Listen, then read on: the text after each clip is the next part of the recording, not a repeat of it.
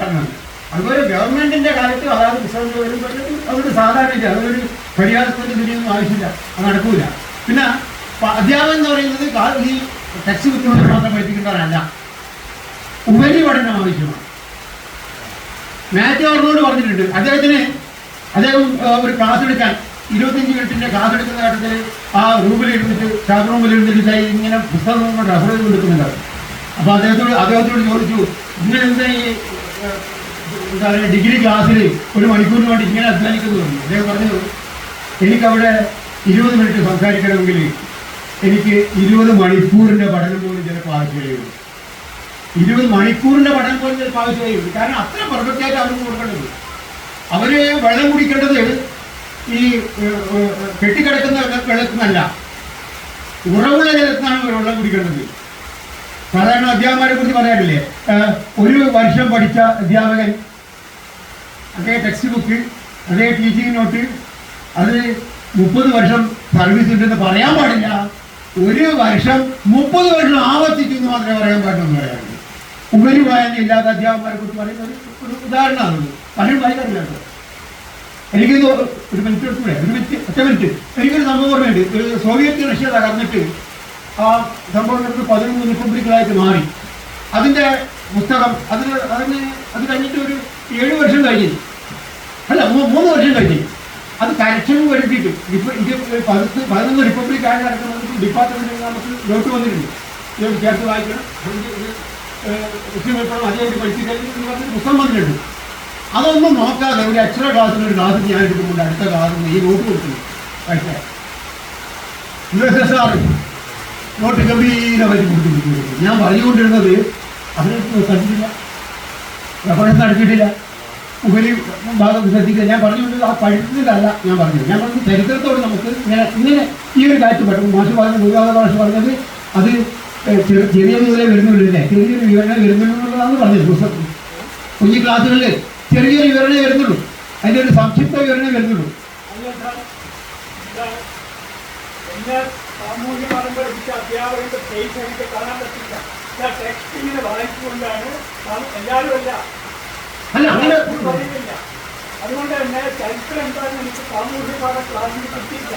അധ്യാപകൻ ടെക്സ്റ്റ് വായിക്കുന്നു, ഒരു വിവരമില്ല. സാറ് പറഞ്ഞതുപോലെ ഒരു പ്രിപ്പറേഷനും ഇല്ലാണ്ട് ടെക്സ്റ്റ് വായിച്ച് ക്ലാസ്സിലൂടെ സാമൂഹ്യ പാഠം പഠിപ്പിക്കുന്ന അധ്യാപകരല്ല എൻ്റെ അനുഭവത്തിൽ. അല്ല, ഗൗരവമായിട്ട് ഭാഗ്യവാനാണ്.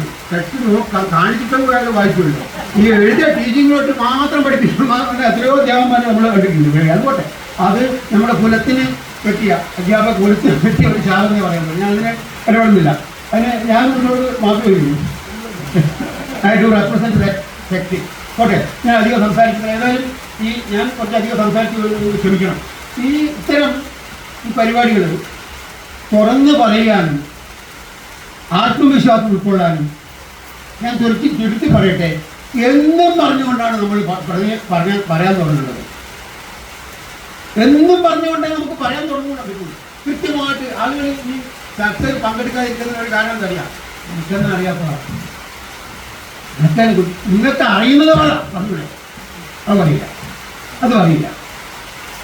നമുക്ക് എല്ലാവർക്കും നമ്മുടേതായ സർഗശക്തിയുണ്ട്, കഴിവുണ്ട്, പ്രകടിപ്പിക്കുന്നത്.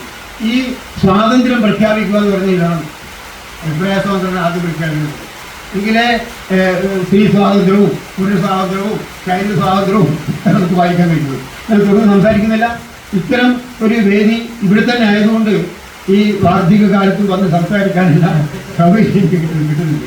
അതിന് ഇവർ ഈ അസ്തമയ പക്ഷികൾ ഈ ഒരു സംരംഭം തുടങ്ങിയത് ഞാൻ ഒരിക്കൽ ഭയന്നിരുന്നു. ഈ പക്ഷികൾ, ചില പക്ഷികളൊക്കെ ചിറക് പറന്ന് ചിറക് കരിഞ്ഞിട്ടാണെന്ന് എനിക്കറിയില്ല. ഏതായാലും കുഴഞ്ഞ് വീഴാൻ നോക്കുന്ന ഘട്ടത്തിൽ അത് പാടില്ല, ഇങ്ങോട്ട് വന്ന് ഞാൻ ഇവരോട് പറഞ്ഞിട്ടുണ്ട്. ഒരു തുറന്നെടുത്തൊരു തലമുള്ളതുകൊണ്ടാണ് പറഞ്ഞത്, അല്ലാതെ മോശമായിട്ടൊന്നുമല്ല. അവർ പൈസ തരുന്നു കേട്ടോ, അതൊന്നും ഇല്ലാണ്ട് പൈസയൊന്നും വേണ്ട പരിപാടി. അതല്ല ഞാൻ പറഞ്ഞുകൊണ്ടിരുന്നത്. ഇങ്ങനെ എന്തെങ്കിലും പറയുക, അതിന് കുറേ കാര്യം ഉണ്ടാവുക. ആരും ആരെക്കാളും മോശമാണെന്ന് തോന്നലില്ലാതിരിക്കുക. എന്നാൽ ഇന്ന് കുഴക്കുന്ന ഏറ്റവും വലിയ പ്രശ്നമാണ് ഞാൻ ഒട്ടും മോശമല്ലാത്തൊരു തോന്നലാണ് എനിക്ക്. കഷ്ടകാലം ആരൊക്കെ സഹിക്കേണ്ടി വരുമെന്നുള്ളത് നിങ്ങളെ സഹിച്ചോളൂ, അവരെ നിർത്തിയൊന്നുമില്ല.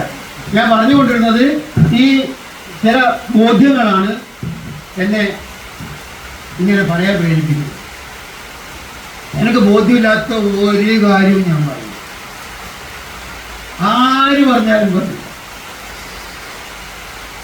ആര് വിശ്വസിച്ചാലും എനിക്ക് വിശ്വാസം വന്നാലേ എനിക്ക് നിർത്തിയുള്ളൂ. പറ്റില്ല എങ്കിൽ നമുക്ക് സ്വതന്ത്രനാകാൻ കഴിയും.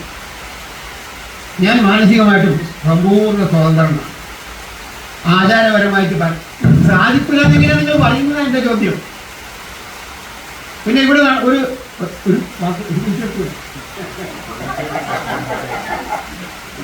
ഇല്ല, ഇനിയും സംസാരിക്കുന്നില്ല, ഇനി അടുത്ത വീട്ടിൽ സംസാരിക്കില്ല. അതായത് ഈ ഇവിടെ ഞാൻ കണ്ട ഒരു ചെറിയൊരു തെറ്റിദ്ധാരണ, അത്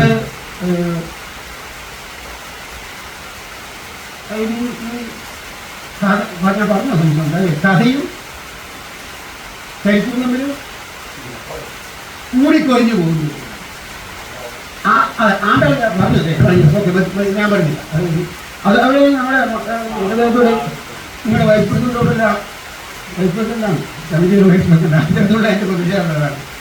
അത് കഥക്ക് മുൻഗണന കൊടുക്കുകയും അതിനാണ് നമ്മുടെ രാജ്യത്ത് നടക്കുന്നത്. രാമായണത്തിലാണ് കഥ. അത് അല്ലാതെ തെളിയിക്കാൻ കഴിയുന്ന ഒരു സംസ്കാരം ഉണർന്നു വരുന്നുണ്ട്.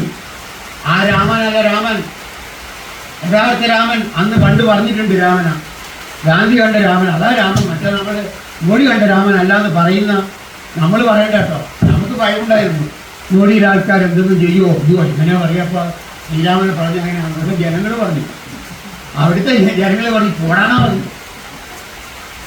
നീ പറഞ്ഞ രാമനല്ല, നീ രാമനെ കുറിച്ച് പറയുന്നതിന് മുമ്പ്, നീ ഗാന്ധിജിയെ കുറിച്ച് പറയുന്നതിന് മുമ്പ്, നീ അംബേദ്കറെ കുറിച്ച് പറയുന്നതിന് മുമ്പ് ഞങ്ങൾ അംബേദ്കർക്ക് വേണ്ടി ജീവിച്ചവരാണ്, അംബേദ്കർ ഞങ്ങളാണ് എന്ന് പറയാൻ തൻ്റെ ഇടം കാണിച്ച ഈ ജനാധിപത്യ യുഗത്തിൽ ഇങ്ങനെ നിങ്ങളോട് തുറന്ന് സംസാരിക്കാൻ കഴിഞ്ഞത് ഞാൻ സന്തുഷ്ടനാണ്, ചരിതാർത്ഥനാണ്, വളരെ സന്തോഷത്തിലാണെന്ന് ഞാനിപ്പോൾ കുറച്ച് വേർത്തിട്ടുണ്ട് ഈ തണുപ്പിൽ പോയി.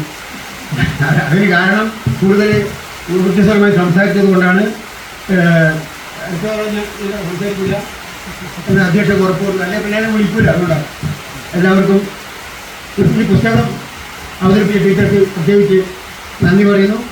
ഞാൻ നേരത്തെ പറഞ്ഞില്ല, ഫസ്റ്റ് സമയത്ത് കേൾക്കാൻ കഴിഞ്ഞു, ഭംഗിയായിട്ട് ടീച്ചർ അവതരിപ്പിച്ചു.